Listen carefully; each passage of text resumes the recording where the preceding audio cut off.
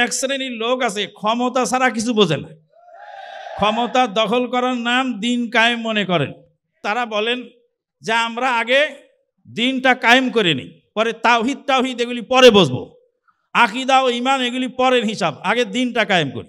আসসালামু আলাইকুম রহমতুল্লাহ। আলহামদুলিল্লাহি রাব্বিল আলামিন, আসসালাতু ওয়াসসালামু আলা সাইয়্যিদিল মুরসালিন ওয়া আলা আলিহি ওয়া আসহাবিহি আজমাইন। আহলে হাদিসের অনেক শায়েখরাই এরকম বিভ্রান্তিমূলক কথা বলেন যে যারা সংগঠন করেন, যারা রাষ্ট্রীয় পর্যায়ে দিন প্রতিষ্ঠিত করতে চান, যেই সব ইসলামী সংগঠন, বিশেষ করে তারা জামাত ইসলামীকে মিন করেন, তারা ক্ষমতা ছাড়া আর কিছু বোঝে না। আগে ক্ষমতা, তারপরে তাওহীদ পরে হবে, ঈমান আকীদা পরে হবে। যারা ইসলামী রাষ্ট্র প্রতিষ্ঠিত করতে চায় তারা আগে তাওহীদ ঈমান আকীদা ঠিক না করে কিভাবে রাষ্ট্রীয় পর্যায়ে দিন প্রতিষ্ঠিত করতে পারে? আমি বাংলাদেশ জামাত ইসলামীর সংগঠন পদ্ধতি থেকে তাদের কর্মসূচি দেখার চেষ্টা করেছি।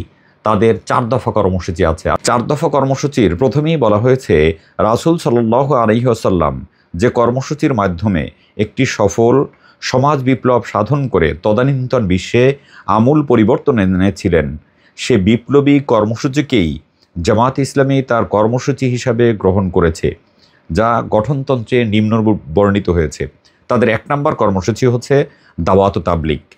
বাংলাদেশের সকল নাগরিকের নিকট ইসলামের প্রকৃত রূপ বিশ্লেষণ করিয়া চিন্তার বিশুদ্ধিকরণ, বিকাশ সাধনের মাধ্যমে জীবনের সর্বক্ষেত্রে ইসলামের অনুসরণ ও ইসলাম প্রতিষ্ঠার প্রয়োজনীয়তা সম্পর্কে অনুভূতি জাগ্রত করা। মানুষের চিন্তার বিশুদ্ধিকরণ, বিকাশ সাধন এবং জীবনের সর্বক্ষেত্রে একজন মানুষের ব্যক্তিগত পর্যায়ে, পারিবারিক পর্যায়ে, সামাজিক পর্যায়ে, রাষ্ট্রীয় পরিমণ্ডল পর্যন্ত ইসলামের অনুসরণের দাওয়াত দেয় এবং ইসলাম প্রতিষ্ঠার প্রয়োজনীয়তা সম্পর্কে মানুষের মধ্যে অনুভূতি জাগ্রত করা। তাদের এই দাওয়াতি কর্মসূচিটা 3 ভাগে ভাগ করা হয়েছে। 3 দফা দাওয়াতটা উপস্থাপনের আগে সংগঠন পদ্ধতির মধ্যে জামাত ইসলামী লিখেছে, ইসলাম মানব জাতির প্রতি চির সাফল্যের যে মহান দাওয়াত নিয়ে এসেছে, নবী রাসূলগণ যে দাওয়াত মানুষের ঘরে ঘরে পৌঁছে দিয়েছেন, সে শাশ্বত দাওয়াত জামাত ইসলামের গঠনতন্ত্রে নিম্নরূপ বর্ণিত হয়েছে। প্রথম দফা দাওয়াত হচ্ছে সাধারণভাবে সকল মানুষ, বিশেষভাবে মুসলিমদের প্রতি জীবনের সকল ক্ষেত্রে আল্লাহ তাআলার দাসত্ব ও রাসূল সাল্লাল্লাহু আলাইহি ওয়াসাল্লামের আনুগত্য করিবার আহ্বান জানানো। আল্লাহর দাসত্ব করা, রাসূল সাল্লাল্লাহু আলাইহি ওয়াসাল্লামের আনুগত্য করার দাওয়াত জানানো, আহ্বান জানানো। তারা তাওহীদের দাওয়াত দেয় প্রথমেই। 2 নম্বরে ইসলাম গ্রহণকারী ও ঈমানের দাবিদার সকল মানুষের প্রতি বাস্তব জীবনে কথা ও কাজের গরমিল পরিহার করিয়া খাঁটি এবং পূর্ণ মুসলিম হওয়ার আহ্বান জানানো। তাদের দাওয়াতি কাজের আরেকটি অংশ হচ্ছে খাঁটি এবং পূর্ণ মুসলিম হওয়ার আহ্বান জানানো মানুষদেরকে। 3 নম্বর দাওয়াত হচ্ছে সংঘবদ্ধ প্রচেষ্টার মাধ্যমে বাংলাদেশে নিয়মতান্ত্রিক ও গণতান্ত্রিক পদ্ধতিতে সুবিচারপূর্ণ শাসন কায়েম করিয়া সমাজ হইতে সকল প্রকার জুলুম, শোষণ, দুর্নীতি ও অবিচারের অবসান ঘটানো। প্রথম দফা দাওয়াত হচ্ছে তাওহীদ, রেসালাত। দ্বিতীয় দফা দাওয়াত হচ্ছে মানুষকে খাঁটি মুসলমান বানানো, এবং এর পরেই হচ্ছে রাষ্ট্রের পরিবর্তন, সমাজের পরিবর্তনের চেষ্টা করা ওই সব লোকজনদেরকে নিয়ে। রাষ্ট্র ক্ষমতা এটা অনেক পরের বিষয় জামাত ইসলামীর। আসলে আমরা জামাত ইসলামীর 2য় দফা কর্মসূচি দেখি, সংগঠন এবং প্রশিক্ষণ। ইসলামকে জীবনের সর্বক্ষেত্রে প্রতিষ্ঠিত করিবার সংগ্রামে আগ্রহী সৎ ব্যক্তিদিগকে সংগঠিত করা এবং তাহাদিগকে ইসলাম কায়েম করিবার যোগ্যতা সম্পন্ন হিসেবে গড়িয়া তুলিবার উদ্দেশ্যে প্রশিক্ষণ প্রদান করা হয়। প্রতি মাসে জামাত ইসলামীর একটা ইউনিটে প্রশিক্ষণের একটা তারবিয়াতি একটা বৈঠক হয়, যেই বৈঠকের মধ্যে তারা তালিমুল কোরআনের ব্যবস্থা রাখে, যেই বৈঠকের মাধ্যমে তারা পরস্পরকে সংশোধন করে, যেই বৈঠকের মাধ্যমে তারা মানুষকে আখেরাতে বিশ্বাসী করা, আখেরাত সম্পর্কে ভীতি সৃষ্টি করার চেষ্টা করে। শুধুমাত্র তাই নয়, সংগঠনের বিভিন্ন পর্যায়ে দায়িত্বশীলদের, কর্মীদের, জনশক্তিদের নিয়ে 1 দিন, 2 দিন, 3 দিন ব্যাপী প্রশিক্ষণ প্রোগ্রাম হয়, যেখানে তালিমুল কোরআন থাকে, দর্সে কোরআন থাকে, দর্সে হাদিস থাকে, যেখানে ইসলামের বিভিন্ন বিষয় নিয়ে আলোচনা করা হয়। রাজনৈতিক কোনো কথাবার্তাই সেখানে চলে না। এরপরে আসুন তাদের 3য় দফা কর্মসূচি কী? সমাজ সংস্কার এবং সমাজসেবা। ইসলামী মূল্যবোধের ভিত্তিতে সামাজিক সংশোধন, নৈতিক পুনর্গঠন ও সাংস্কৃতিক পরিবর্তন সাধন এবং দুস্থ মানবতার সেবা করা। ইসলামী মূল্যবোধের ভিত্তিতে আল্লাহ এবং আল্লাহর রাসূল যা বলেছেন সেই অনুযায়ী সমাজের মানুষের কাছে পৌঁছানো, সমাজ সংস্কারের চেষ্টা করা, সমাজের বিভিন্ন রকম অনাচার দূর করার চেষ্টা করা, অসুস্থ সংস্কৃতির বলয়ের মধ্যে যে আমরা পড়ে আছি মানুষদেরকে সেখানে থেকে বের করে আনা, অনইসলামিক যত কার্যকলাপ আছে মানুষদেরকে সেখান থেকে বের করে আনার চেষ্টা করা, এটা হচ্ছে তাদের তৃতীয় দফা কর্মসূচি। তাদের চতুর্থ দফা কর্মসূচি হচ্ছে রাষ্ট্রীয় পর্যায়ে দিন কায়েম। তারা এখানে কি বলেছে? রাষ্ট্র সংস্কার এবং সংশোধন, নিয়মতান্ত্রিক এবং গণতান্ত্রিক পন্থায় সরকার পরিবর্তন এবং সমাজের সর্বস্তরের আল্লাভীরু, চরিত্রবান এবং সৎ ও যোগ্য লোকের নেতৃত্ব কায়েম করা।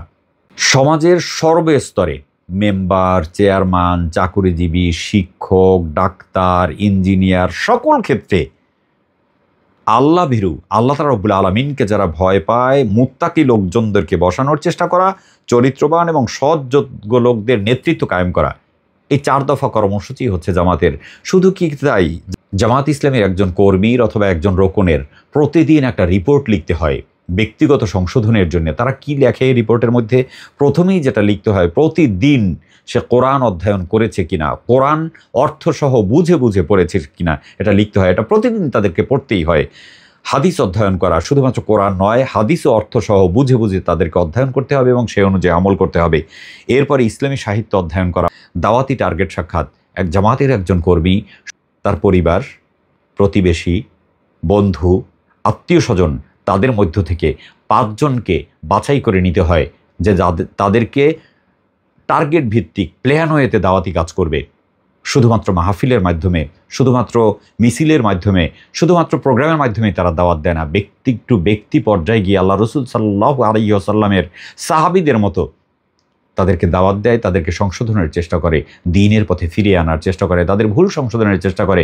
তারা প্রথম যে দাওয়াতটা দেয় সেটা হচ্ছে তাওহীদের দাওয়াত, কোরআনের দাওয়াত, যে কোরআনের দিকে ফিরে আসুন, সলাতের দিকে ফিরে আসুন, সিয়ামের দিকে ফিরে আসুন।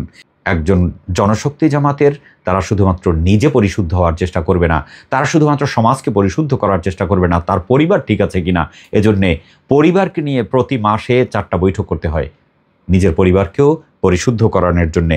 সবচেয়ে গুরুত্বপূর্ণ যে রিপোর্টের মধ্যে জামাতের জনশক্তির কাজ, সেটা হচ্ছে আত্মসমালোচনা। জামাতের একজন কর্মীর, একজন জনশক্তির, একজন রোকনের, একজন দায়িত্বশীলের প্রতিদিন ইশার সলাতের পরে অথবা ঘুমোতে যাওয়ানোর সময় জায়নামাজে বসে অথবা শুয়ে শুয়ে চিন্তা করতে হয়, আজকে ঘুম থেকে ওঠার পরে এই পর্যন্ত আমি আল্লাহ তাআলা রব্বুল আলামিনের দেওয়া যে দায়িত্বগুলো আমার প্রতি ছিল মুমিন হিসেবে, সে দায়িত্বগুলো আমি পালন করেছি কিনা।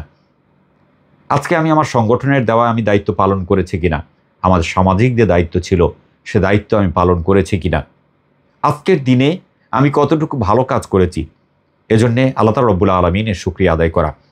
এরপরে কোনো ভুল, কোনো গুনাহ, কোনো অন্যায় যদি হয়ে থাকে, কোনো ফরজ ওয়াজিব যদি ছুটে যেয়ে থাকে, সেগুলো আদায় করে নেওয়ার সাথে সাথে এবং আল্লাহ তাআলা রব্বুল আলামিনের কাছে তওবা করা, রব্বুল আলামিন আগামীকাল থেকে যেন এমন ভুল আমি না করি, আমাকে তুমি আরও পরিশুদ্ধ হওয়ার তৌফিক দাও। আজকে যে ভুলটি হয়েছে সেটি কেন হয়েছে, আজকে যে গুনাহটা হয়েছে সেটা কেন হয়েছে, সেটি খুঁজে বের করা এবং তা থেকে পরিত্রাণ পাওয়ার জন্য চেষ্টা করা, আল্লাহর সাহায্য চাওয়া। এই আত্মসমালোচনা প্রতিদিন একজন জনশক্তির করতে হয়। দেখুন, জামাত ইসলামের এই যে কর্মসূচি, এই যে দাওয়াত, এই যে ব্যক্তিগত রিপোর্ট বই, এটা প্রত্যেকটা জিনিসই হচ্ছে মানুষকে ব্যক্তিগত পর্যায় থেকে, পারিবারিক পর্যায় থেকে পরিশুদ্ধ করা।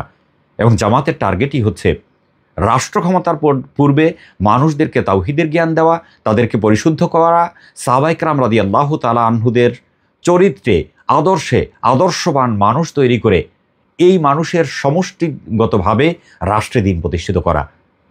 জামাত ইসলামী কখনোই চায় না যে যেন তেন যেমন তেমন কোনো লোকজন দিয়ে আমরা রাষ্ট্র ক্ষমতায় গিয়ে তারপরে রাষ্ট্র পরিচালনা করি। আজকে খেয়াল করে দেখুন, জামাত ইসলামের যারা দায়িত্বশীল ছিলেন, যারা এখন পর্যন্ত এমপি হয়েছেন, যারা মন্ত্রী হয়েছেন, তাদের 2টি টাকার কোনো অন্যায় খুঁজে পাওয়া যায় না।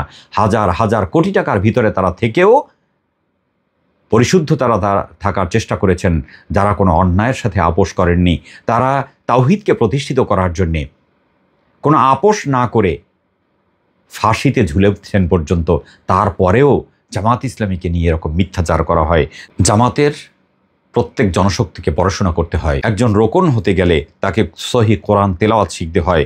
কোরআনুল কারীম কী জিনিস, সেই কোরআনের পরিচয় তাকে জানতে হয় এবং কোরআনুল কারীমের বিভিন্ন জায়গা থেকে অর্থসহ পড়া, ব্যাখ্যাসহ পড়া এবং সেগুলো অনুধাবন করতে হয়।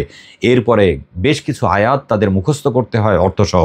তার মধ্যে প্রথমেই যেটা আছে সেটা হচ্ছে আমপারার 25টি সূরা মুখস্থ করতে হয় এবং বিষয়ভিত্তিক আয়াত মুখস্থ করতে হয়। তার মধ্যে প্রথমেই হচ্ছে তাওহীদের উপরে আয়াত, আয়াতুল কুরসি, সূরা হাশরের শেষ রুকু, সূরা বাকারার 285 নম্বর আয়াত। এটা শুধুমাত্র আয়াত মুখস্থ নয়, এখানে আল্লাহ রাব্বুল আলামিন কি বলেছেন সেগুলো অনুধাবন করতে হয়। এরপরে দাওয়াত, আন্দোলন, সংগঠন, তাকওয়া, বায়াত, ইনফাক ফি সাবিলিল্লাহ, ঈমানের পরীক্ষা, আনুগত্য, এইসব বিষয়ের উপরে শত শত আয়াত তাদেরকে মুখস্থ করতে হয়। শুধু আয়াতই নয়, হাদিসও এইসব বিষয়ের উপরে মুখস্থ করতে হয়, অনুধাবন করতে হয় এবং সেগুলো আমল করার চেষ্টা করতে হয়। এরপরে সলাত, দৈনন্দিন জীবনের প্রয়োজনীয় যে দোয়াগুলো আছে সেগুলো সহিভাবে অর্থসহ মুখস্থ করতে হয় এবং প্রতিদিন এই দোয়াগুলো তাদের পড়তে হয় সার্বক্ষণিক, দোয়ায়ের জিকিরের মধ্যে থাকতে হয়। এগুলা রাষ্ট্র পরিচালনার ক্ষেত্রে কোথায় কাজে লাগে? আমরা শুধুমাত্র জামাত ইসলামীর মিছিল মিটিংগুলো দেখে, জামাত ইসলামীর বড় বড় প্রোগ্রাম দেখে যদি তাদেরকে বলার চেষ্টা করি যে তারা শুধুমাত্র জামাত ইসলামী রাষ্ট্র ক্ষমতায় যেতে চায়, তাহলে ভুল করবো। এটা জামাত ইসলামী সম্পর্কে মিথ্যাচার ছাড়া আর কিছুই নয়। জামাত ইসলামীর প্রত্যেকটা রোকনের ব্যক্তিগত পর্যায়ে তাদের পরিশুদ্ধ হওয়ার চেষ্টা করতে হয়। পরে ফিকহ সম্পর্কে, আকীদা সম্পর্কে, দাওয়াত তাবলীগ সম্পর্কে, ইবাদত সম্পর্কে, আখলাক, আমল আখলাক, মুআমালাত সম্পর্কে পড়াশোনা করতে হয়। ইসলামী আন্দোলন, সংগঠন সম্পর্কে পড়াশোনা করতে হয়। শুধু তাই নয়, একজন মানুষের পারিবারিক জীবন কিভাবে হবে তার উপরে পড়তে হয়। তার মধ্যে দেখেন স্বামী স্ত্রীর অধিকার সম্পর্কে বই আছে, ইসলামের দৃষ্টিতে মজুরের অধিকার সম্পর্কে বই আছে, পিতামাতা সন্তানের অধিকার, ইসলামী আন্দোলন কর্মীদের পারস্পরিক সম্পর্ক, মুমিনের পারিবারিক জীবন, পর্দা ও ইসলাম, স্ট্যাটাস অব উইমেন ইন ইসলাম, সফল জীবনের পরিচয়, ইসলাম ও জাতীয়বাদ, সমাজকল্যাণ ম্যানুয়াল, ব্যক্তিগত পর্যায়ে, পারিবারিক পর্যায়ে সংশোধনের জন্য এগুলো পড়তে হয়। এরপরে সিরাত গ্রন্থ সম্পর্কে জানতে হয়, সিরাত ইবনে হিশাম সহ আল্লাহ রাসূল সাল্লাল্লাহু আলাইহি ওয়াসাল্লামের জীবনী গ্রন্থ, নানা রকম জীবনী গ্রন্থ তাদের পড়তে হয়। শুধু তাই নয়, সাহাবায়ে কেরাম রাদিয়াল্লাহু তাআলা আনহুগণের জীবনী গ্রন্থ পড়ে তারপরে তাদেরকে রোকন হতে হয়। যারা এরকম মিথ্যাচার করছেন তাদেরকে বিনয়ের সাথে অনুরোধ করব, জামাতকে আরও জানুন, তাদের গঠনতন্ত্র দেখুন, তাদের সিলেবাস দেখুন, তাদের কর্মসূচি দেখুন। জামাত ইসলামীর মূল কাজই হচ্ছে তাওহীদের দাওয়াত দেওয়া, তাওহীদকে প্রতিষ্ঠিত করা। আল্লাহ তাআলা রব্বুল আলামিন এরকম বিদ্বেষপূর্ণ কথা থেকে আমাদেরকে বেঁচে থাকার তৌফিক দান করুন। বাংলাদেশকে একটি ইসলামী রাষ্ট্র হিসেবে গড়ার তৌফিক দান করুন, আমিন। আসসালামু আলাইকুম ওয়া রাহমাতুল্লাহি ওয়া বারাকাতুহু।